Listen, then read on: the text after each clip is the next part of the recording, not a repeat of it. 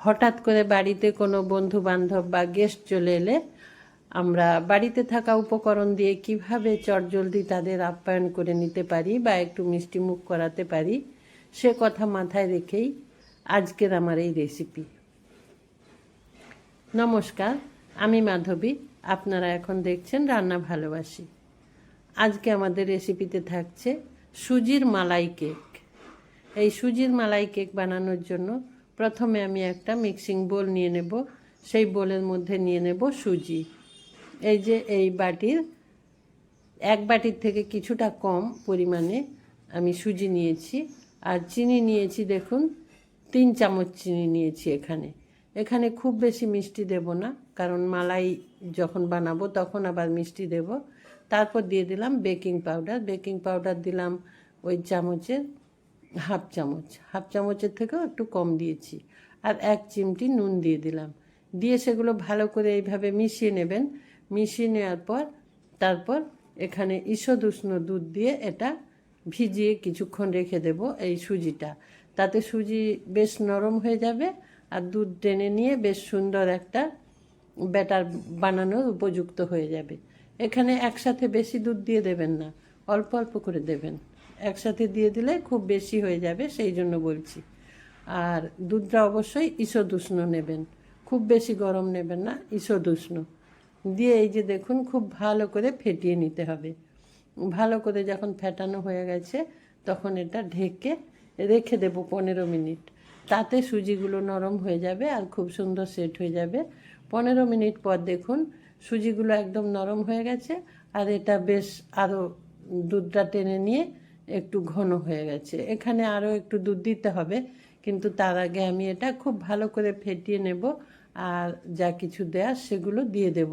এখানে আমি 2 চামচ ময়দা দিলাম। এখানে বেশি ময়দা দেবেন না, এই 2 চামচ পরিমাণেই ময়দা দেবেন। 1 বাটি সুজির জন্য 2 চামচ ময়দা দিয়েছি।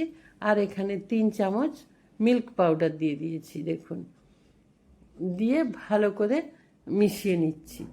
মিশিয়ে নেওয়ার পর এটা দেখুন একটু শক্ত শক্ত মনে হচ্ছে। এখানে আরও একটু দুধ দিয়ে দেব, আরও একটু দুধ দিয়ে দিচ্ছি। যতটুকু দুধ লাগবে এরকম অল্প অল্প করে মিশিয়ে সুন্দর একটা ব্যাটার বানিয়ে নিতে হবে। দেখুন আমি এরকম একটু একটু অল্প অল্প করে দুধ দিয়ে ব্যাটারটা বানিয়ে নিচ্ছি। আপনারা যারা ভিডিওটা দেখছেন এখনও একটা লাইক দিতে ভুলে গেছেন, তাদেরকে বলছি একটা লাইক দিয়ে আমার ভিডিওটা কন্টিনিউ করুন। খুব ভালো করে এটা ফেটিয়ে নিতে হবে। ফেটিয়ে নেওয়ার পর দেখুন এখানে 2 চামচ ঘি দিয়ে দেবেন, তাতে ফ্লেভারটা খুব সুন্দর আসবে।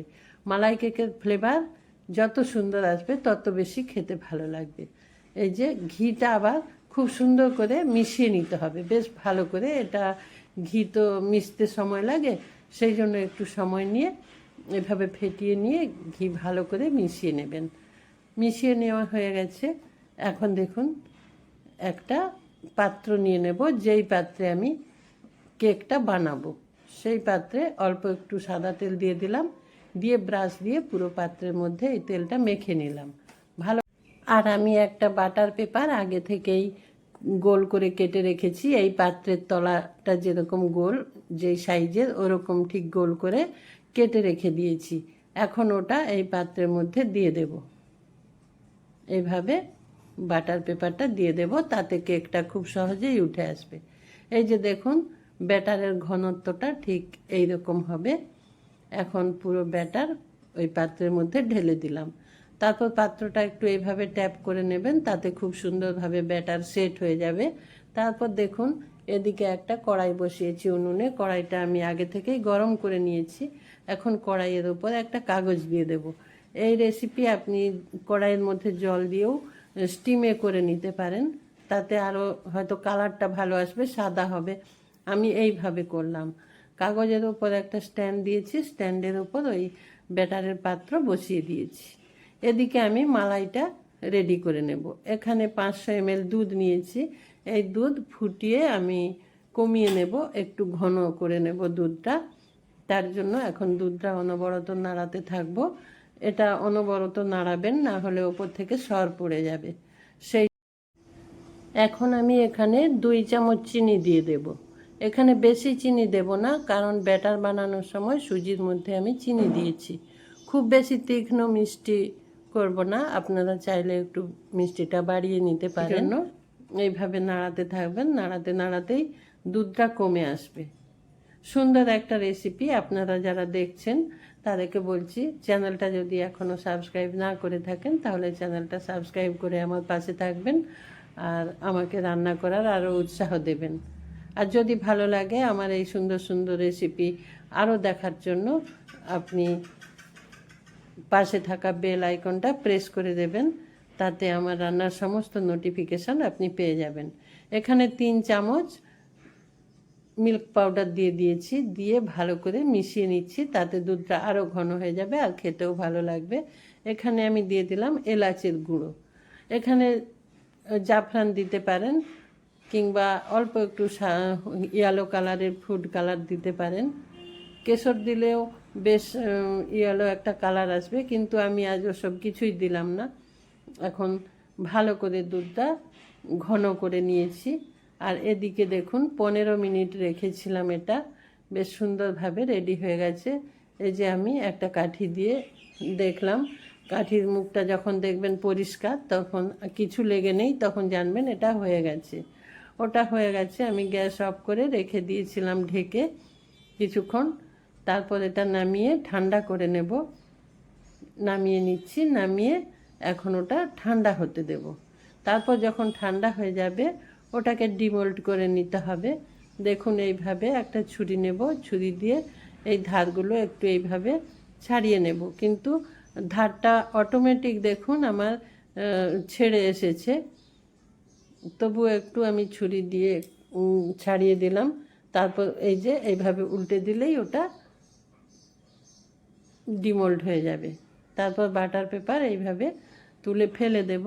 ফেলে দেওয়ার পর একটা ছুরি নেব, ছুরি নিয়ে এটা আমি চৌকো চৌকো করে পিস করে নেব। আর আপনারা চাইলে এটা বরফির আকার দিতে পারেন, যে কোনো আকার কিংবা ত্রিকোণ আকৃতির দিয়ে দিতে পারেন। আমি চৌকো চৌকো করে এটা কেটে নেব। চৌকো করে কেটে নিয়ে এই যে দেখুন অন্য একটা পাত্রে আমি এগুলো তুলে নেব। আমার এই রেসিপি আপনাদের যদি ভালো লাগে লাইক, কমেন্ট আর বন্ধুদের সাথে শেয়ার করবেন। আপনার বন্ধুদেরকেও সুন্দর এই রেসিপি দেখার সুযোগ করে দেবেন। তার জন্য এটা শেয়ার করতে হবে বন্ধুদের মাঝে। কেটে নিয়েছি, এখন দেখুন এটা আমি একটা কাঁচের পাত্রে তুলে নিচ্ছি। কাঁচের পাত্রে তুলে সুন্দর করে এই যে এইভাবে সাজিয়ে নেব প্রত্যেকটা কেক। তারপর ওই যে মালাই তৈরি করে রেখেছিলাম, ওটা এখন হালকা গরম আছে, খুব গরম দিয়ে দেবেন না, হালকা গরম থাকা অবস্থায় এটা কেকের ওপর দিয়ে দেবেন। দিয়ে 10 মিনিট রেখে দেবেন। দেখবেন কেকের মধ্যে মালাই ঢুকে গিয়ে খুব সুন্দর একটা টেস্টি মালাই কেক বানানো হয়ে গেছে। এটা একবার বাড়িতে ট্রাই করবেন, খুব সুন্দর টেস্টি, এটা খুব ভালো লাগবে। আপনার গেস্টরা বুঝতেই পারবে না যে আপনি এটা নিজে বানালেন নাকি দোকান থেকে কিনে আনলেন। একবার ট্রাই করবেন, আর যদি ভালো লাগে অবশ্যই আমাকে কমেন্টে জানাবেন। রেডি হয়ে গেছে। এখন ওপর থেকে আমি কিছু পেস্তা কুচনো ছড়িয়ে দেব। এখানে আপনারা চাইলে অন্য কোনো ড্রাই ফ্রুটসও দিতে পারেন, কিন্তু আজ আমি এখানে শুধুই পেস্তা কুচনো দিয়ে এটা ওপর থেকে ছড়িয়ে দিলাম। এগুলো একটা একটা মুখে পড়লে খুব ভালো লাগবে খেতে। দেখুন কত সুন্দর হয়েছে। এখন আমি এটা 10 মিনিট রেখে দেব, কিন্তু অলরেডি দেখুন ভেতরে মালাই ঢুকতে শুরু করে দিয়েছে। খুব সুন্দর একটা রেসিপি, অমৃতের মতো স্বাদ হবে। একবার ট্রাই করবেন। এই যে আমি একবার কেটে দেখিয়ে দিচ্ছি, দেখুন দেখুন কত নরম তুলতুলে একটা মিষ্টি ডেজার্ট রেসিপি। আপনাদের ভালো লাগলে অবশ্যই কমেন্ট করবেন। আর আপনারা যারা আমার সঙ্গে থেকে এতক্ষণ আমার এই রেসিপিটা উপভোগ করলেন তাদের সবাইকে অসংখ্য ধন্যবাদ। ভালো থাকবেন সবাই, সুস্থ থাকবেন। নমস্কার।